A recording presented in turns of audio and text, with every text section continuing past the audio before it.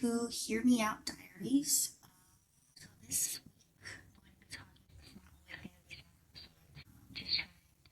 feel my way in and kind of figure out, little things to talk about and just kind of get the podcast going. If you guys have any other ideas of things you want me to talk about, let me know. I'm definitely going to get somebody, maybe a couple people that want to come on. This isn't for pretty. It's about understanding how experiences shape us, mental health specifically. I spent years blaming myself for struggling, but then I realized, what I went through made me who I am today. So what we're going to talk about is just some stuff, childhood trauma, military trauma,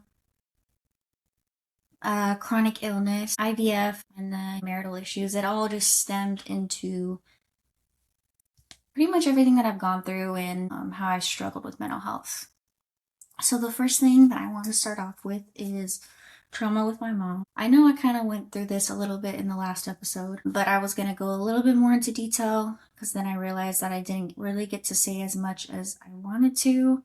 But, over as time goes on, I'm sure I'll keep talking about it. Biggest thing for me was I had a question from one of my close friends. She listened to my podcast and was asking me, as you've got, grown up and became an adult, do you think that you'll, ever get to the point to where you'll forgive your mom and things like that? Or maybe is there a part of you that's ever feel like you exaggerated, or not necessarily exaggerated, but more of made things out worse to what they were.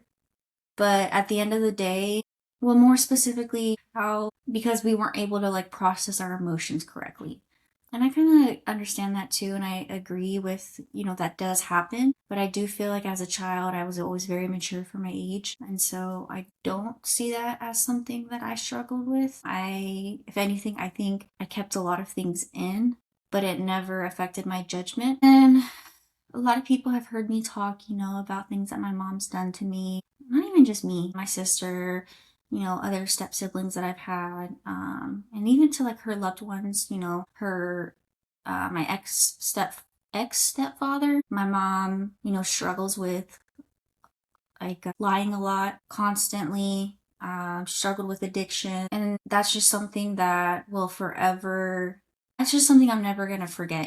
For the longest time, she didn't even realize that we knew that she was addicted, but doing things okay, so she knew that we knew she was addicted, but she didn't know that we knew the way that she was doing it. Because at the end of the day, an addict is an addict. My mom she would abuse the medications in the wrong ways. These medications, you're supposed to take them like a pill and put them in your mouth. Her choice of drug was painkillers. So she had a narcotic addiction. And instead of taking them normally, she would crush them, snort them, things like that. And, as a kid, that's not something that you exaggerate, hey, my mom's snorting these pills. Hey, my mom's taking these the wrong way. It's pretty embarrassing to have, as time goes on, people come to your house or whatever the situation was, and they're like, hey, what's that sound? And you can hear your mother and stepfather drilling pills in the bathroom to get the coating off so that they could snort the medicine. It's just insane to think back, My mom's always struggled with her relationships with men. I talked about it a little bit in the last episode, how she's always chose men over her kids. And, as I talk later more into the episode, I'll talk a little bit more about IVF and my journey.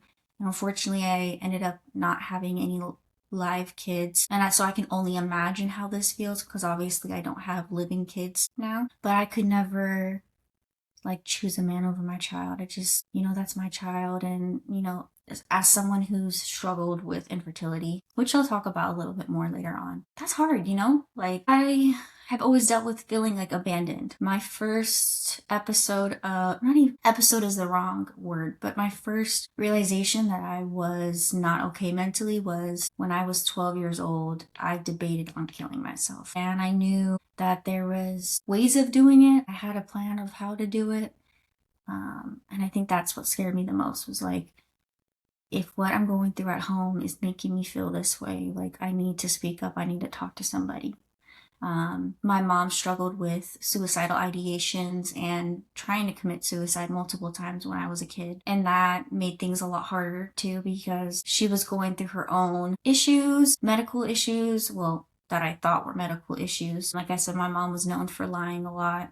I felt like every other month it was something new. Dramatically speaking, obviously it wasn't every other month, but there was moments she said they thought she had lupus or rheumatoid arthritis, which she does have, but like all these crazy things that they were testing her for, and they couldn't figure out, at that time what was wrong with her. And so my mom just kept up this lie for years and years and years and years. And I think that's the hardest part for me, is she's still like that to this day. It's okay to make mistakes, and it's okay, to hurt. It's not okay to hurt people, but we all make mistakes. We all do things that we regret. But if you don't own up to it and you don't try to change it, that's when I step back and realize, like, okay, that's not someone I want to have in my life. Just because they're blood doesn't mean that they have to be in your life.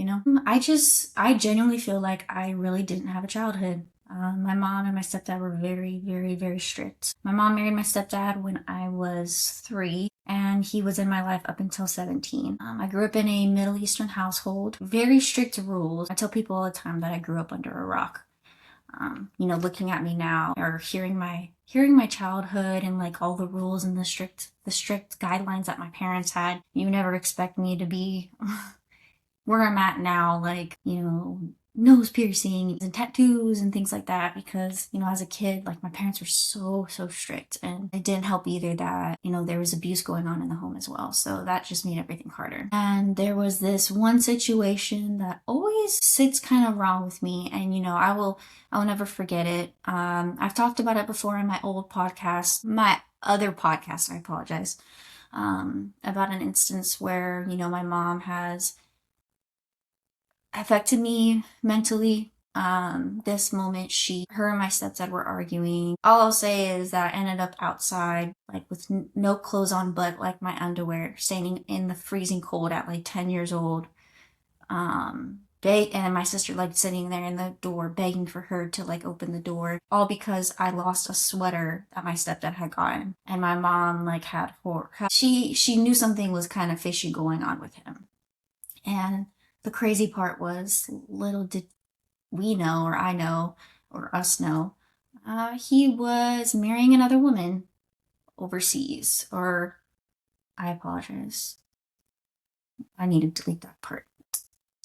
He was involved with another woman while still being married to my mom, and apparently married to her, but then annulling the marriage. Like, it's a hot mess that I could go on for hours about the things that went on. But then my stepdad and my mom, not just their drug abuse, and being super abusive and hitting us and beating us and things like that, driving cars illegally, getting cars. My mom's the last person that should be driving a vehicle in general. And then lying about it too, like saying that she has a driver's license, but I know for a fact she doesn't. She's definitely not someone that's safe. And it's crazy too, because like everyone knows this about, like, we talk about it all the time. Like, my mom can't see peripheral, like she doesn't have vision on the sides. So like if someone's like on her blind spot, like she can't see them. And it's just crazy because it's like she put us in danger so many times. And I can't tell you how many times I was in car accidents where I was like traumatized, because we'd get into these accidents because either my mom was like falling asleep at the wheel because of too much painkillers like in her system, or she just wasn't paying attention. And there was times where we would just like leave. Like, there was one where we left the vehicle on the side of the road. Like, that was just nuts to me. And I would say we had cars repossessed so many times. Most of my life, my mom didn't have car insurance. Suspended car, driver's license multiple times. Like, and even now, like, I get so antsy about like a bill going late because of just like what I went through as a kid. It was like never paying rent, never buying groceries, or I'm sorry, not buying groceries, but like, limited amounts of food, letting like water and electricity go off, all because they didn't want I don't know if it's that they didn't want to work, but they chose not to, and they chose to, affect the system. And so it's just crazy to me, like looking back at all these things. And as a mother, or as a hopefully one day being a mother, I would never want to put my kids through that. And so I have a lot of trauma from my childhood, from my mom and my stepdad. I kept a lot of it quiet when I was in high school and middle school, and it's just crazy to think back now and looking at it and seeing how everything was. Um, it, I was constantly anxious, hypervigilance. I had a really hard time trusting people. And the one person that was supposed to love me and have be there for me no matter what was my mother. So like her giving me up for to foster care because she said I was too materialistic and I wanted things that she couldn't afford. There's two sides to every story. And that's like the hardest part is that I heard her side of the story, and then, you know, CPS, my social worker, heard my side of the story. And the proof was there, if they wouldn't have taken me from my mom if it wasn't needed. I know the system does, the courts can fail, and they have failed kids in the past, but I am just grateful that they finally took me. And if it weren't for foster care, I wouldn't be where I'm at now. I graduated high school, joined the military, I've made a life for myself, got my associate's degree, getting my bachelor's hopefully in the next year. And like, it's just crazy looking back and seeing how my life was. At that moment, I wasn't graduating high school. I had three D's and one F, or three F's, and I keep getting them confused. I don't remember exactly, but I was about to not graduate. And so that was hard. I didn't want to go down the same footsteps as my parents, and I really felt like I was. Both of my parents didn't graduate high school. So just like looking back, it's just crazy to me, like I never felt safe, and I just had to find ways of surviving. And even though I was 17 years old, I was so naive to a lot of things in life. Growing up under a rock, my parents being so strict, like there's just a lot of things that I didn't know how to do. So it just baffles me. Um, I felt like a lot of the times I had to be the parent with my parents. My mom was just very abusive, and not just to us, but even my stepdad. And that's sad because your child shouldn't have to be the one that has to step in and stop you from beating, excuse my language, but beating the crap out of your significant other. It's just insane to me. But as I was saying, my stepdad, go a little bit more into detail with him. He was a very interesting person.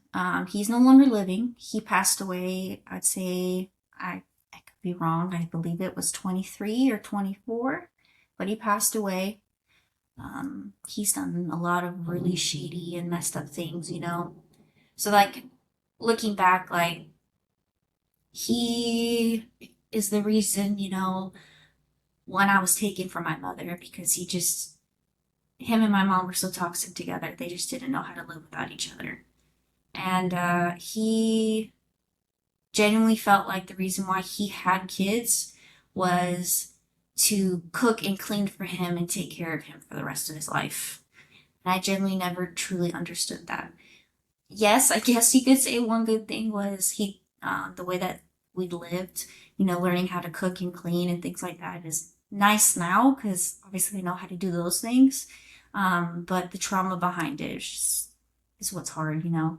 So I look back and I think about all those times where he had us do some insane stuff.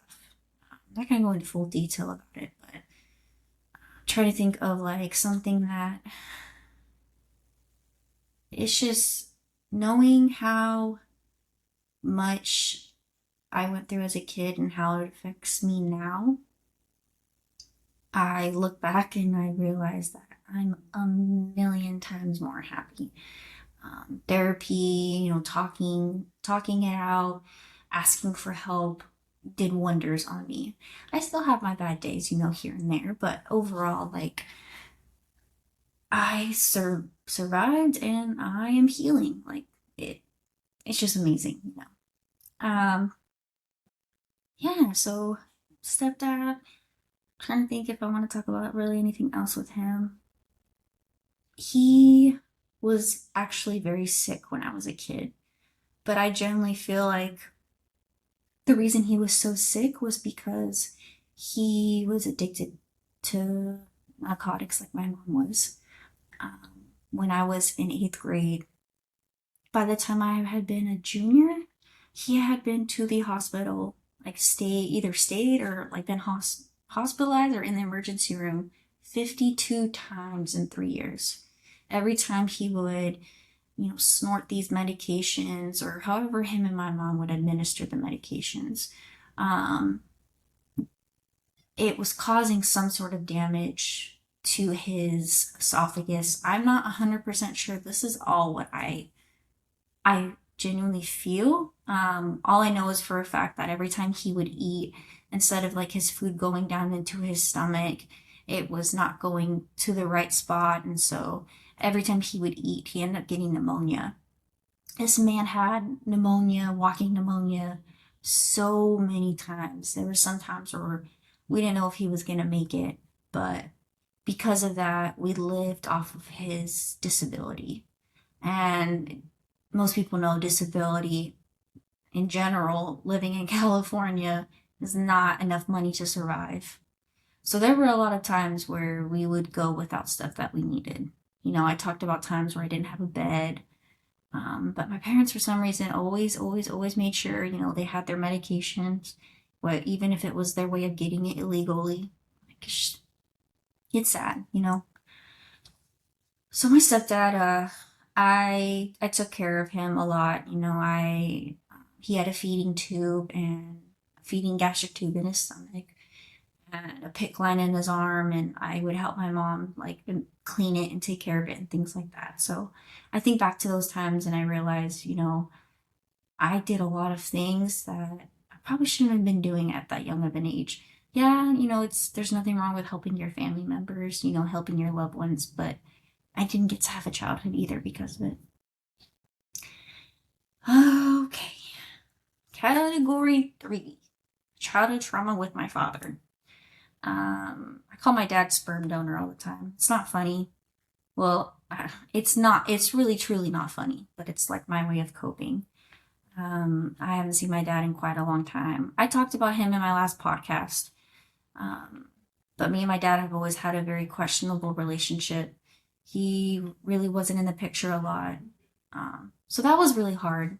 To this day, I'll always wonder, like if he had been in my life, and not been in and out.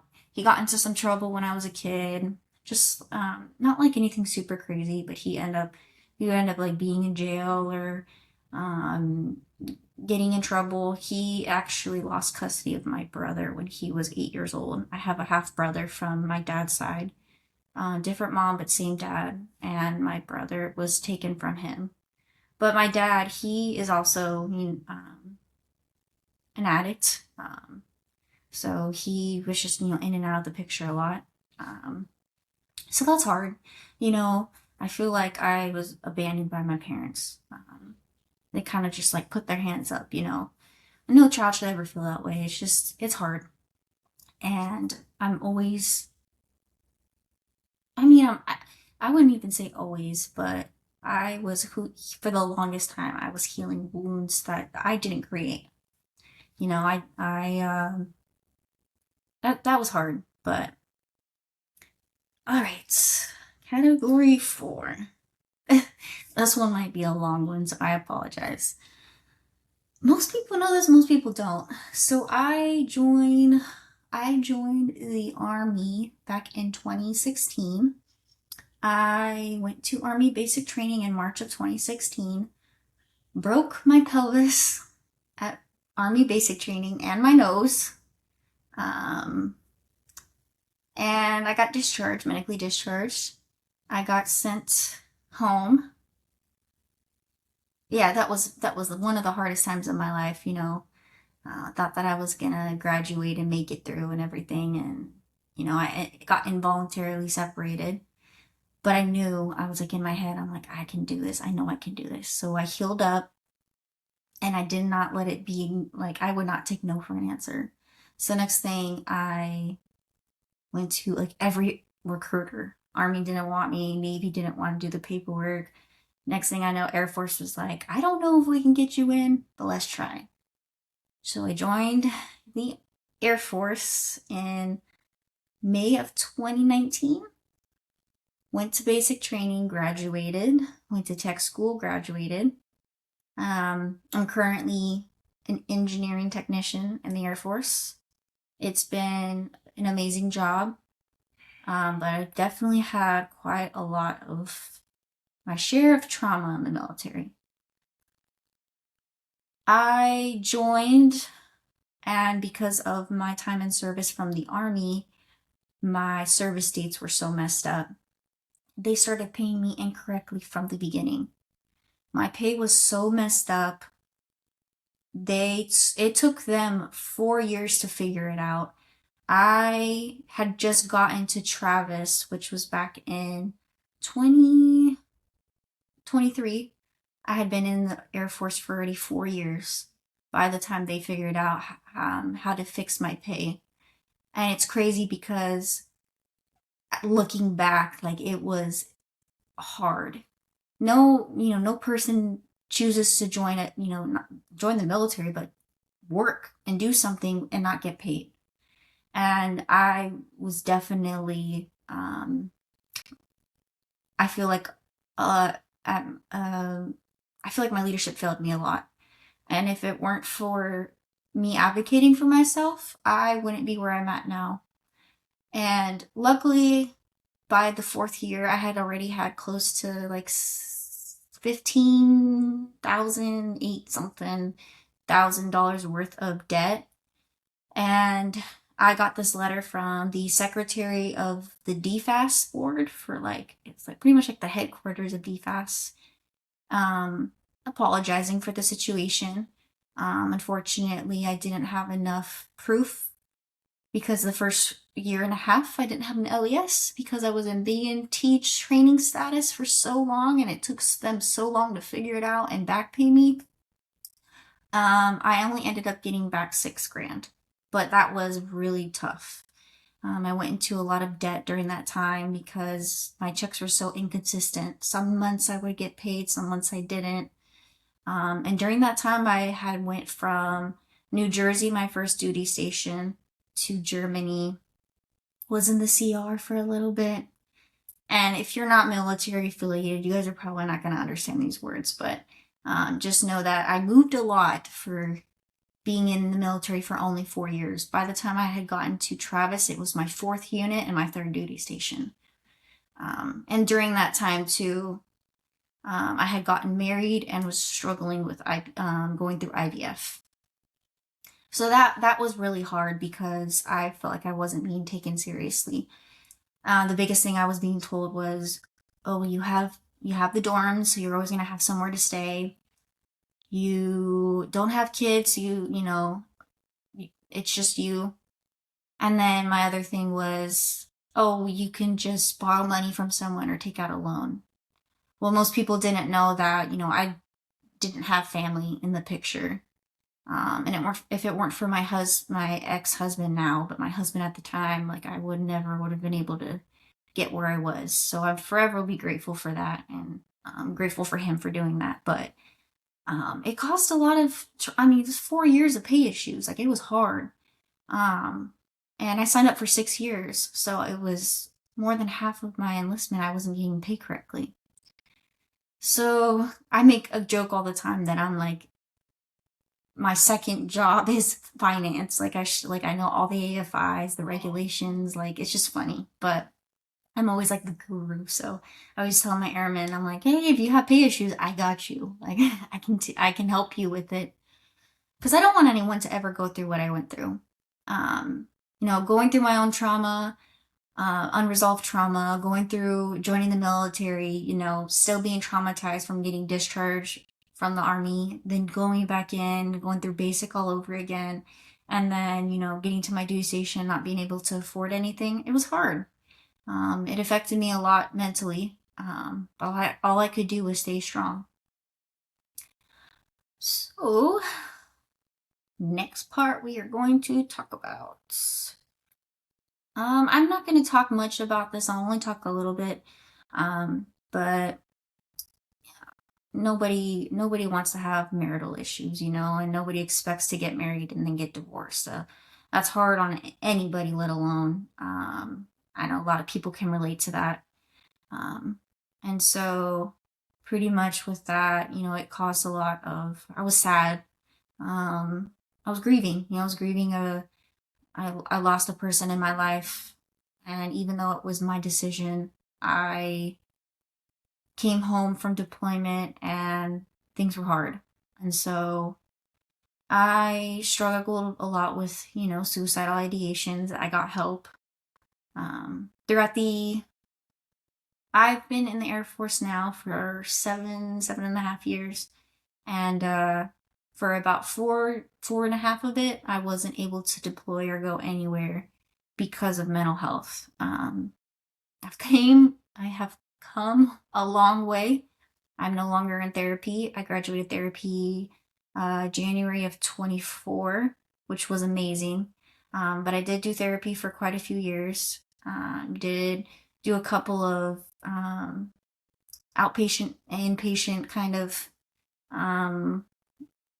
not classes, but like treatment times where I would go and like be with other people that were struggling, and so it helped, it helped me see and get through everything that I was going through. But nobody expects, nobody wants to no one wants to get divorced or expects to get divorced, like that's, so it was hard, but I'm healing. I'm doing a lot better. We're, last I heard he was doing great and I'm doing great, sometimes people are just not meant to be together and that's okay. Yeah, but next, and I would say second to biggest thing of, my life and everything and why I have struggled with mental health, is IVF. Most of you, if you don't know what IVF is in vitro fertilization. So, people that struggle with getting pregnant naturally, it could be the male, or it could be the female, or it could be just one or the other, or it could be both, and unfortunately I started to show some signs of something wasn't right. I knew my period had been messed up for as long as I had been on it. I started my period when I was 14, 15 years old, and it was never normal. I had really bad cramps, things like that. So next thing yeah, it was hard. Um, I had to advocate for myself. Unfortunately, I have, IVF isn't cheap. I did IVF in Greece. I did IVF twice here in California. Lost 6 embryos, had 1 miscarriage, and have yet to know if I'll ever get pregnant. I have never been able to get pregnant naturally. They did finally find out, it took them 3 years to find out that I was not unexplained infertility. I ended up having adenomyosis and endometriosis, and that's been hard. Ended up having surgery twice for them to finally find it. Did 3 egg collections, 4 embryo transfers, but none of them ever was successful. So I struggled for the longest time. I have always said that my purpose in life was to be a mom. I love kids. Kids are my heart. Kids are such a big, huge, beautiful blessing. And I struggled for the longest time. I didn't understand, like, if I can't have kids, if I can't do the one thing that I know in my heart is the reason that I'm here, like, why am I here? Why am I still here grieving and be, put through this pain, and I struggled for 3 years with wanting to kill myself. I didn't know how to live without not being a mother. And I am doing a lot better nowadays. I've come to the realization, just because there may be a chance I may never able to have my own child, that doesn't mean that I can't adopt, I will always be a mother. My embryo, and everyone has their own view on it, but, I will always remember all of the whole process of IVF and the journey that I took. Unfortunately ended up in me not having a child, and affected my marriage. And so, but everything happens for a reason. I'm pretty open about it, and if anyone ever has any questions or just wants to vent about it, just know that I'm here. I've joined TikTok and all kinds of different communities where I met other amazing women that were struggling and going through it. A lot of them have had their beautiful rainbow babies, so I'm forever grateful for that. So babies are a blessing, and if it's meant to be, one day it'll happen. But if not, I know I'll always be a mother.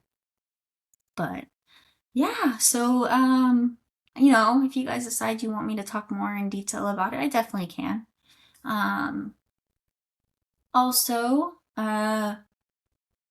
IVF, I had to do IVF because, well, IVF is a guessing game,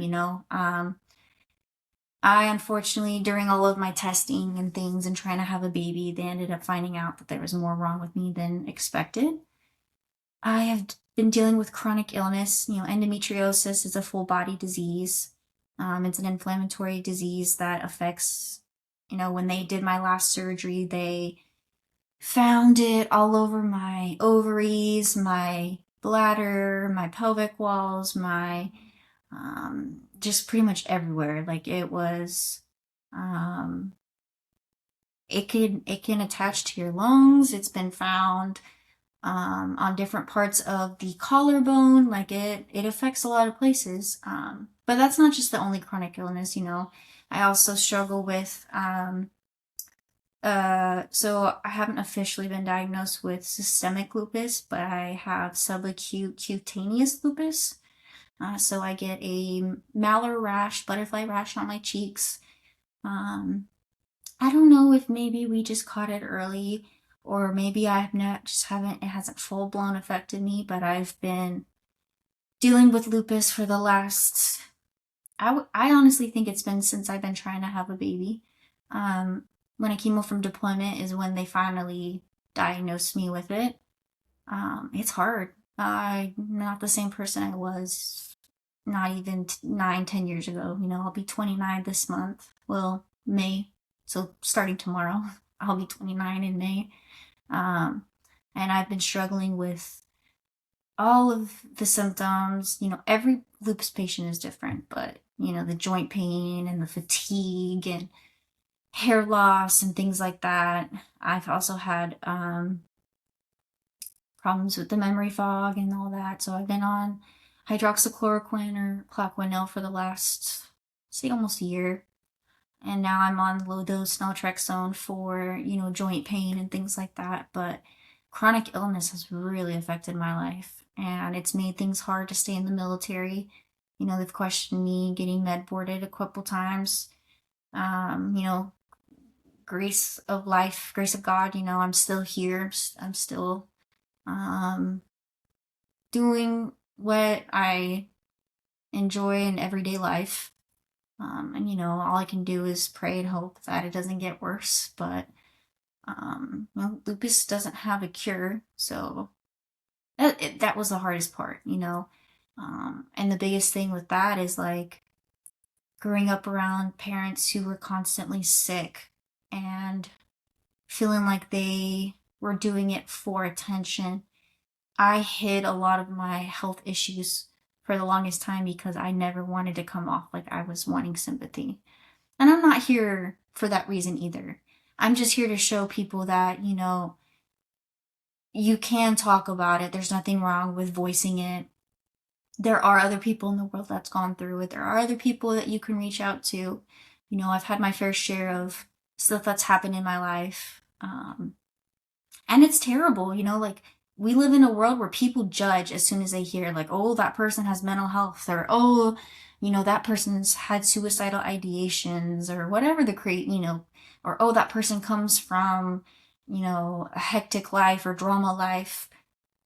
We're not here on earth to judge. We're here to be the people that, to love and to share out, share our love to other people and bring, babies into the world and be successful and things like that. We're not here to judge other people. And so I think that's been the hardest part, is like being judged for everything. And that's why people don't reach out or talk about mental illness, because it's looked so down upon. And that's not okay, because I know for a fact that all of us have gone through like moments in our life, like, postpartum depression, or TBIs can cause it, like being in a traumatic car accident. Just because you think you don't have something doesn't mean that you do.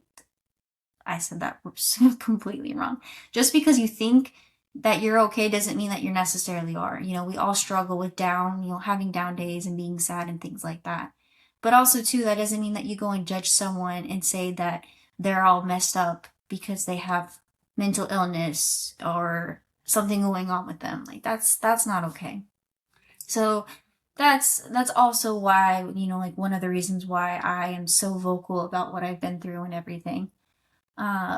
I just want to be able to spread self-awareness and show people that there are people there that will support you and have your back and be there for you.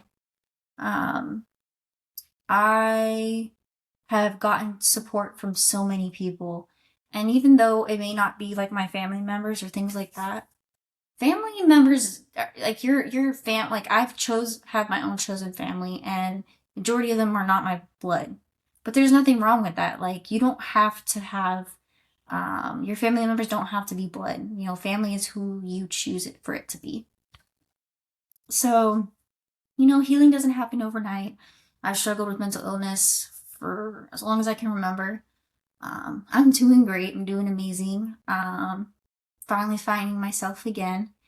But I'm building a beautiful life. I love where I'm at now in my life. I have amazing people in my life and a partner in my life, and I'm grateful for the life that I have.